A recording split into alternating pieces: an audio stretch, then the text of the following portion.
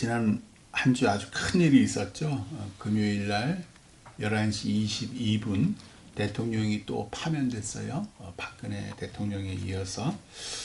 그날 어떤 분은 환호하셨고 어떤 분은 탄식하셨고 어떤 분은 고개를 끄덕이시거나 고개를 좌우 내젓거나, 또 이제 앞으로 2달 아주 또 세상이 시끄러울 거예요. 대한민국이 대통령 뽑는다고, 또 새로운 대통령 뽑는다고 이쪽 저쪽으로 또 나뉘어서 내가 옳고 너는 그르고 그러면서 또 상대방을 헐뜯고 비난할 거예요. 세상은 원래 그런 곳이에요. 세상은 원래 내가 옳고 너는 틀렸어요. 그래 늘 헐뜯고, 그게 정치고 세상이 굴러가는 거고, 나는 흥해야 되고 너는 망해야 되고, 이게 세상이 굴러가는 이치예요. 그래서 세상은 죄와 가득하다고 하는 거예요. 그래서 우리가 하나님을 바라보고, 하나님을 바라보는 것은 우리가 은혜와 복만 구하는 것이 아니라 내가 살아가야 할 기준, 내가 세상을 바라보는 눈을 위해서도 하나님을 우리가 믿는 거예요. 왜? 이 세상에 그 잘났고 대단한 사람들도 거슬러 가더라. 하나님 뜻에. 오늘 요나 선지자가 그런 걸 보여주는 거예요.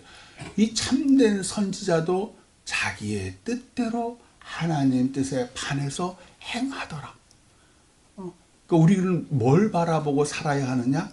하나님을 바라보고 살아야 한다. 단지 복과 은혜, 치유만이 아니라 내가 세상을 살아가는 기준, 가치 판단, 시각으로 하나님의 기준, 하나님을 취해야 한다라는 말씀이 이제 지난 한 주간 내내 읽은 요나서에 흐르는 말들이에요. 오늘 말씀은요, 지난 금요일 새벽에 읽었던 요나서 4장인데, 그러니까 요나서는 너무나 많이 익히 알고 있잖아요. 너무 많이 들어서 너무나 잘합니다.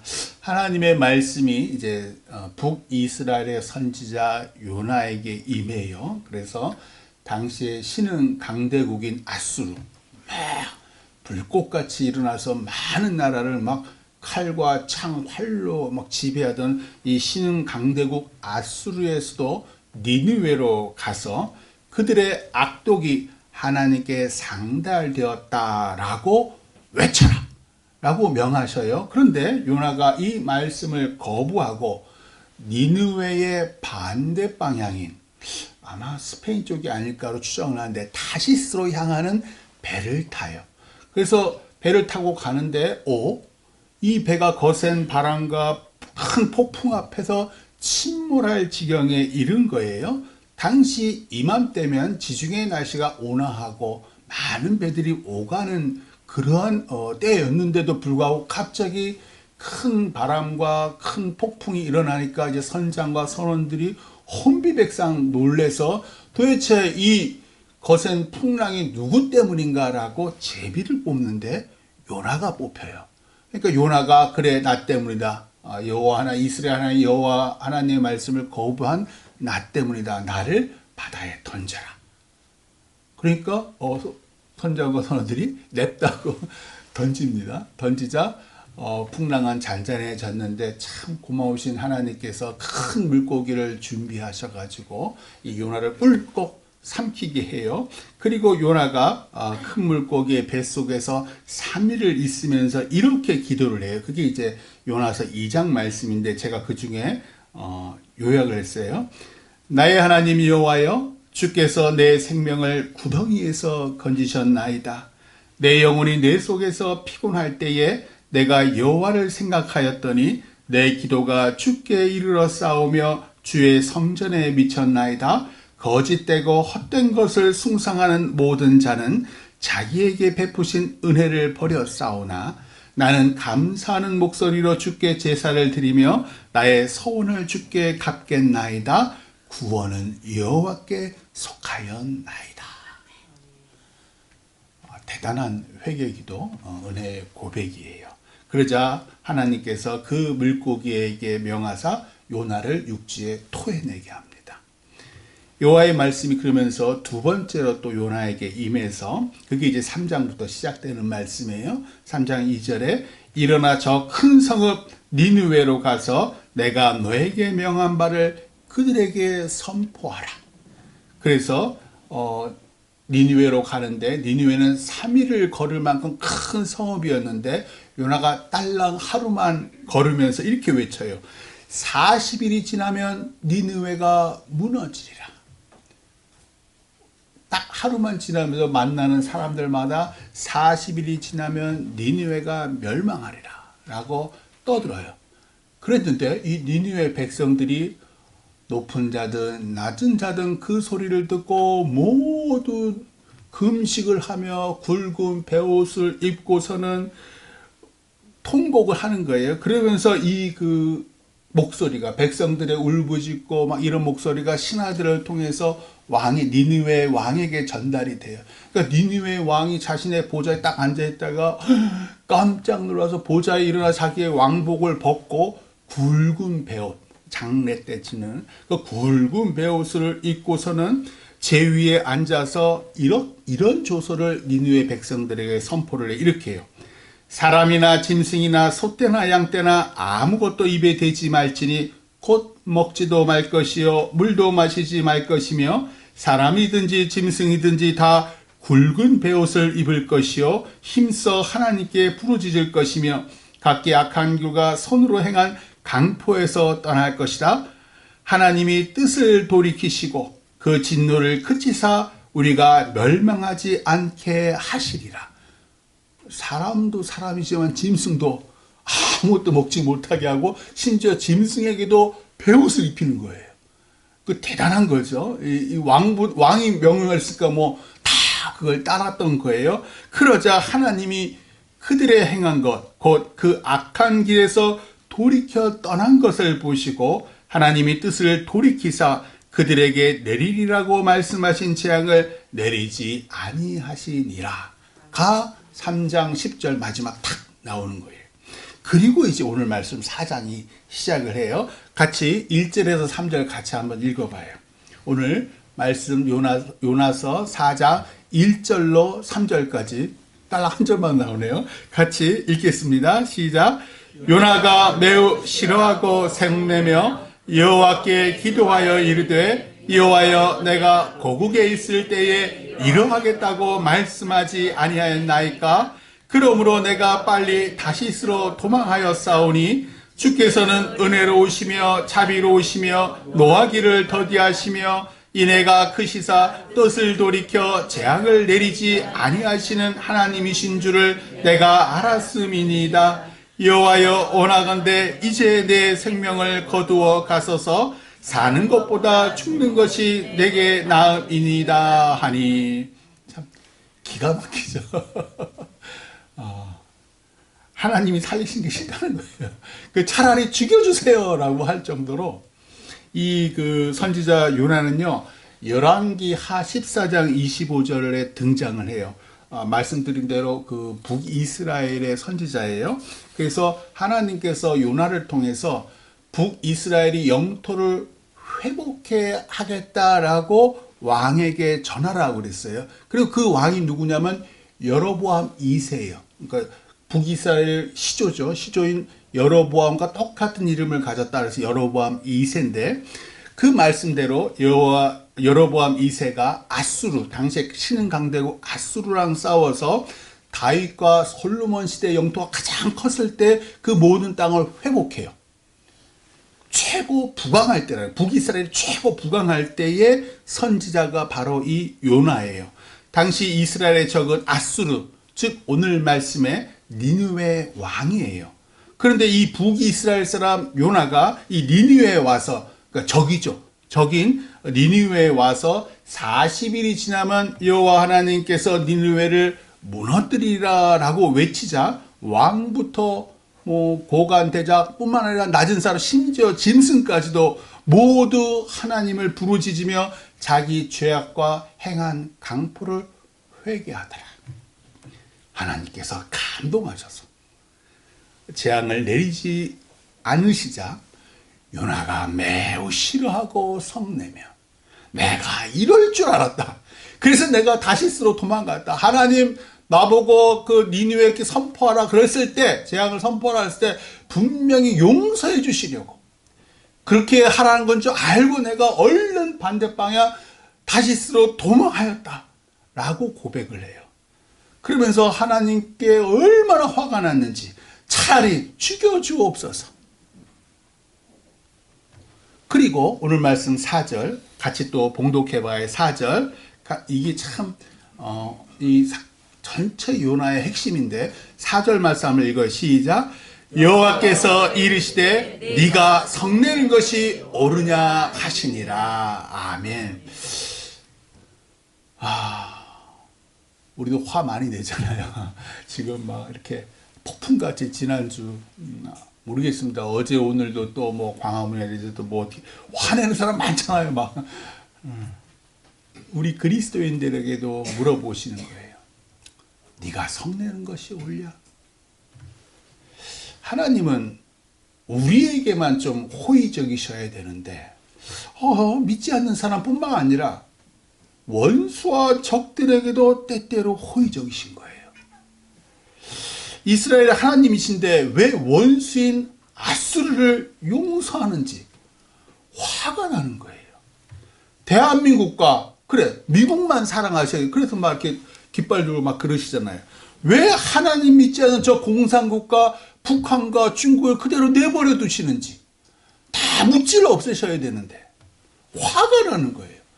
시야를 좁히면 하나님 믿고 헌신한 나에게 복을 주시고 건강을 주셔야 되는데 왜 고난을 허락하시는지. 근데 믿지 않는 저 사람은 왜 잘 먹고 잘 살게 내버려 두시는지 화가 납니다. 하나님께서 요나와 우리에게 물으셔요. 네가 성내는 것이 옳으냐? 내가 왜 너만 사랑하고 다른 사람을 사랑해서는 안 되니? 네가 이스라엘 백성이라서 네가 그리스도인이라서 내가 너만 사랑해야 하니? 그러면 너는 나의 백성, 나의 자녀로서 내 말과 내 뜻에 순종하며 살고 있니? 너도 예전에, 아니 지금도 저들과 똑같이 내 말과 내 뜻에 불순종하고 네 뜻대로 네 고집대로 살고 있지 않니? 내가 널 오래 참고 기다리듯 네 원수에게도 오래 참고 기다리는 중이야. 왜냐하면 네 원수도 구원하는 것이 내 뜻이니까. 옳고 그른 건 하나님이 판단하십니다. 이번 탄핵 선고할 때도 뭐 8대0, 0대8, 5대3, 4대4 자기 생각대로 자기 유리한 대로 얼마나 많은 사람들이 추측을 했어요. 그런데 헌법재판관 그 사람들 중에 누구는 보수고 누구는 진보고 누구는 중도예요. 그런데 헌법과 법에 의거해서 대통령을 파면해버려요. 내 뜻, 내 편이 판단의 기준이 아니라 헌법과 법이 판단 기준이듯 온 우주 만물의 옳고 그른 걸 판단하시는 분은 딱 한 분, 하나님이시다. 어떤 목사의 생각이나 뜻이 아니라 선지자 요나의 생각이나 뜻이 아니라 이스라엘 백성들의 유불리가 아니라 믿는 사람들의 유불리가 아니라 하나님만이 옳고 그름과 선과 악을 판단하십니다. 그러자 요나가 니느웨 성읍에 나가서 동쪽에 앉아 초막을 짓고 그 성읍에 무슨 일이 일어나는가 보려고 그늘 안에 앉았더라. 그게 5절 말씀이에요. 오늘 5절 말씀. 하나님께서 니느웨 백성들이 왕으로부터 저 낮은 자가 심지어 짐승까지 회개하는 것을 보시고 그 재앙을 내리시겠다는 말씀을 돌이키셔서 용서하셨잖아요. 그러면 이 북이스라엘 선지자 요나는 사마리아 성으로, 그들의 북이스라엘 수도 사마리아 성으로 돌아가야 되는데 그러지 않고 니느웨 성 밖 나와서 동쪽에다가 초막을 지어요. 그리고 이 성이 무슨 일이 일어났는가 보더라는 거예요. 무슨 뜻이에요? 니느웨 성읍이 망한다는 걸 여전히 믿는 거예요. 하나님께서 분명히 용서하셨다고 얘기했는데도 불구하고 아니야 저거 망할 거야 라고 40일 후에 분명히 망할 거야 라고 초막을 짓더라. 요나는 선지자잖아요. 하나님을 다른 누구보다도 잘 믿고 순종하는 사람인데도 자기 민족과 나라를 향한 애국심에 눈이 가려서, 이게 기가 막힌 말이에요. 내 나라, 내 백성, 내 민족이 잘 돼야 되잖아요. 원수는 다 망해야 돼요. 특히 하나님이 선택한 나라잖아요. 거기에 눈이 가려서 하나님께서 니느웨를 다시 멸망시키실 거야 라고 믿어버린 거예요. 이 고집과 완악함. 그래서 하나님께서 어느 날 박넝쿨을 준비하셔요. 그래서 요나를 햇빛으로부터 가리게 하셔요. 신학자들은 이 당시 요나가 40일을 지낼 요양으로 아마 주변 나뭇가지들 가지치기 하고 아니면 주변에 서 있는 나무들을 이용해서 아마 초막을 만들지 않았을까. 잎으로 막 가리고, 그러다가 이 지붕은 얼기설기했는데 박넝쿨이 기가 막히게 와서 잎으로 다 가려버린 거죠. 그러니까 너무 좋은 초막이 된 거예요. 그래서 6절 끝에 이렇게 나와요.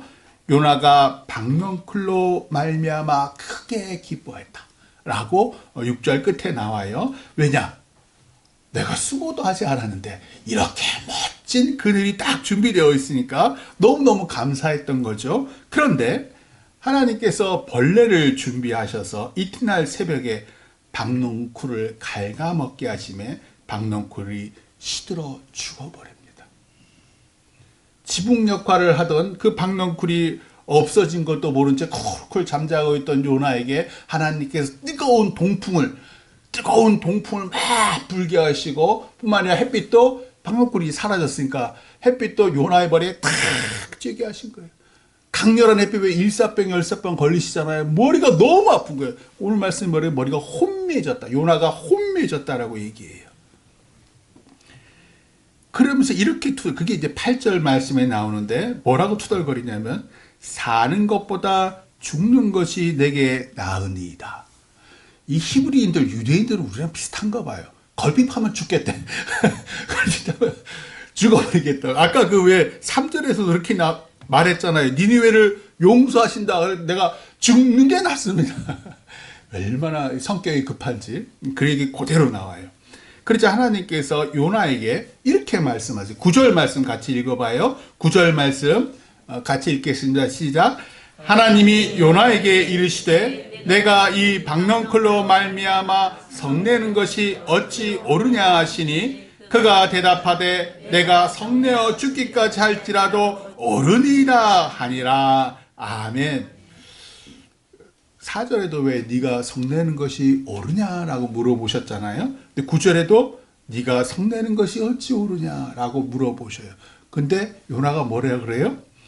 죽어도 옳습니다. 내가 죽어도 옳습니다. 요나가 이스라엘처럼 북이스라엘을 백성이니까 북이스라엘 사랑했던 것처럼 누구를 사랑해요? 박넝쿨을 사랑해요. 왜? 나에게 아주 그 좋은 그늘을 제공했으니까. 우리가 왜 돈을 사랑해요? 돈 있으면 다 되잖아. 똑같은 거예요. 그런데 그 그늘을 제공한 그 박넝쿨이 시들어버려 죽어버린 거예요. 그러자 요나가 화를 내며 하나님께 차라리 저를 죽여주옵소서. 차라리 사는 것보다 죽는 게 낫습니다. 불평을 해요. 하나님께서 그까지 박넝쿨 때문에 네가 나에게 화내는 것이 옳으냐라고 물어보니까 죽어도 자기가 옳대요. 왜 이렇게까지 요나가 완고할까? 내가 가치 판단의 주인이기 때문이에요. 하나님이 아니라 내가 나도 모르게 내가 하나님을 믿는데, 그것도 누구보다도 잘 믿는 선지자인데도 불구하고 내가 모든 것의 주인으로 생각하는 거예요. 뜨거운 날씨에 그늘을 제공한 박넝쿨이 시들어 죽어버리면 안 돼요. 시들어 죽게 한 하나님이 잘못한 거예요. 나는 영원히 건강하게 살아야 돼요. 나는 영원히 부자여야 돼요. 근데 나를 아프게 하신 분, 나를 쫄딱 망하게 하시고 가난케 하신 분, 하나님이 잘못한 거예요. 내 생각대로 내 유익대로 어떤 식물이 살아야 할지, 어떤 사람이 복을 받아야 할지, 어떤 식물이 내게 가치가 있는지, 어떤 식물은 배제해야 하든지 스스로 판단하고 그 식물을 죽게 하신 하나님을 원망하는 거예요. 10절 11절 오늘 말씀 10절 11절 같이 한번 읽겠습니다. 시작.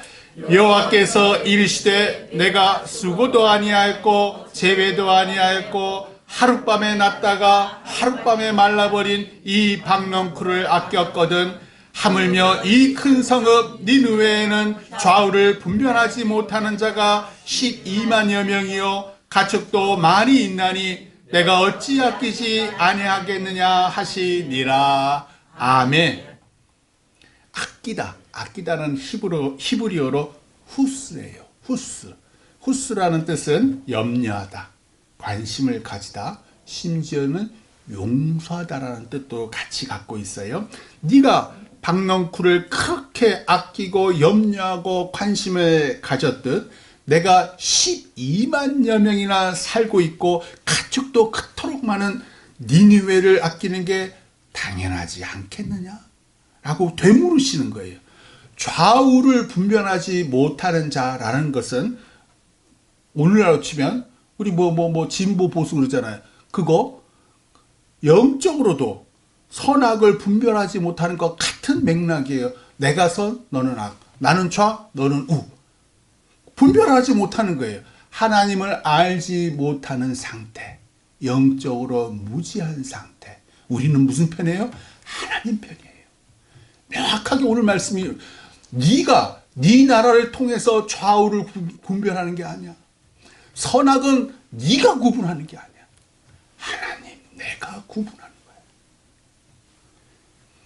니느웨 사람들은 하나님을 모르는 영적으로 무지한 상태에 있는 가엾은 백성인데 그들이 자신들의 죄악을 회개하고 하나님께 살려달라고 부르짖는데 어찌 그들을 멸망케 할 수 있느냐라고 요나에게 말씀하시는 거예요. 선지자 요나를 통해서 우리를 돌아봐요. 요나는 하나님 말씀에 불순종해서 제 뜻대로 다시스로 도망을 했고 니느웨를 용서하시는 하나님의 뜻에 반해 성읍 동쪽에 초막을 짓고 멸망을 기다립니다. 완고하고 제멋대로인 요나는 하나님께서 죽여도 아무 할 말 없는 죄인이잖아요. 그런 요나를 위해 하나님은 큰 물고기를 준비하셔서 바다에 빠져 죽지 않게 하셔요. 너무 더운 이 중동의 날씨를 하나님께서 요나를 불쌍히 여기셔서 박넝쿨을 준비해 그늘을 제공하셔요. 여호와 이레. 옛날에 아브라함에게 주셨던 그 이삭 죽을 때 왜 여호와 이레. 모두 하나님이 준비하신 선물이에요. 왜 불순종하는 요나, 욕망과 죄악으로 가득한 우리를 죽이시기는커녕 선물을 주시고 복을 주시고 건강과 안전을 주실까? 요나처럼 우리도 그 어떤 구원받을 만한 자격이 없는 고집세고 완악한 죄인들인데 아끼시는 겁니다.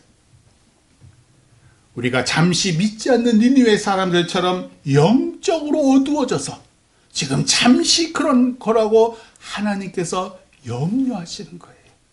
내 민족, 내 뜻, 내 유익을 하나님의 말씀과 뜻보다 우선시하는 요나처럼 우리 그리스도인들이 잠시 내 뜻, 내 이념, 내 유익 때문에 영적으로 어두워져서 그런 거라고 하나님은 우리를 아끼십니다.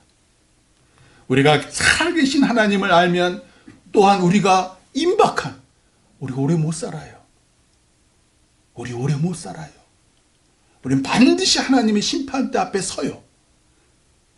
그걸 알면 서로 저주하고 피방하는 그 죄악의 길에서 돌이켜서 서로 사랑하라는, 사랑하기에도 모자른 시간이라는 거예요. 하나님께 돌아올 거야. 얘가 지 끝날이 얼마 남지 않은 줄 알면, 사랑하기에도 모자란 시간이라는 걸 알게 되면 나에게로 돌아올 거야. 그걸 믿으시는 거예요. 그래서 기회를 주시는 거예요. 얘는 돌아올 거야, 돌아올 거야.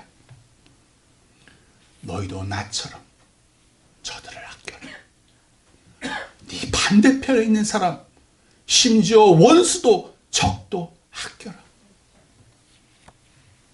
상대방이 진보이든 보수든 우상 숭배자든 이단 사입에 빠진 사람이든 사기꾼이든 원수든 공산주의자더라도 니느웨 백성들에게 기회를 주신 하나님처럼 그들에게 회개할 기회를 줘라. 1948년 그 여순 반란 사건 때 손양원 목사님 기억하시죠? 두 아들이 공산주의자 청년에게 죽임당했어요. 근데 손양원 목사님이 어떻게 했어요? 그 죽인 공산주의자 청년을 양자 삼았어요. 그 양자가 어떻게 했습니까? 하나님 믿어요. 그 양자의 아들이요 목사가 됐어요. 그러니까 우리가 손양원 목사님 그렇게 존경하는 거잖아요. 그리하여 너희도 그렇게 하여 그들이 죄악길에서 돌이켜 하나님을 믿고 하나님 영광을 위해 살게 해라.